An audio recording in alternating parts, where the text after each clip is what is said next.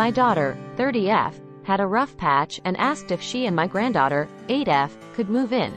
I obliged, but made her sign a contract, chore list, discussion about her finances, etc. She had nowhere to go, so she agreed.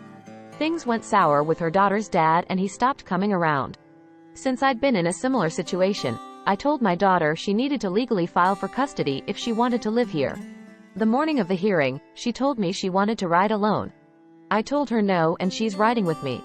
Then she copped an attitude, saying I'm toxic and controlling. My husband, 55M, told my daughter she needed to move out. Little did I know that she had her friend move her things while I drove us to court. When she moved, I didn't hear from her. I posted on Facebook asking if others heard from her. I even posted a picture of her student loan bills, saying she lived with us for free and needed to pay immediately. But that didn't work. I sent texts about seeing my granddaughter because I was worried about her. I got no response. Fast forward 1 month and my daughter admitted herself to the hospital because she was overwhelmed. I called but the nurse said I wasn't on her list.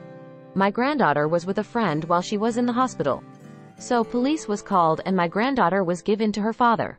Once my daughter was released, my husband took away her house key and said she wasn't allowed in our house. She ended up moving with her daughter's dad and texted me that he was selling drugs and needed help to get out. So I called police and they were raided. My daughter and granddaughter were there when it happened and she was upset I didn't tell her my plan. She wasn't charged with anything except a protective order, no unsupervised visits for 1,000 years after her daughter turns 18. CPS took my daughter and granddaughter to their office. Before I picked them up, I told the CPS agent that I'd take my granddaughter home but not my daughter. So I dropped her off at a house. She says she was homeless after that. Honestly, I don't know what happened. A week later, I filed for custody and it was awarded to us shortly after. Since then, 2 years later, my daughter's married with other children, bought a house, and regularly goes to therapy. She comes to visit. I scheduled 2 hours every other Sunday, and sometimes when they leave, my granddaughter says she wishes she could go too. We went to court a second time and the judge said my daughter made amazing strides, and although there's a substantial change in circumstance, he can't award custody due to familial conflict and the protective order. She wants my granddaughter back, but I've had her for years.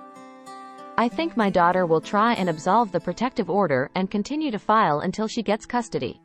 AITA if I continue to fight? Comment with your opinion. Like and subscribe for more AITA dilemmas.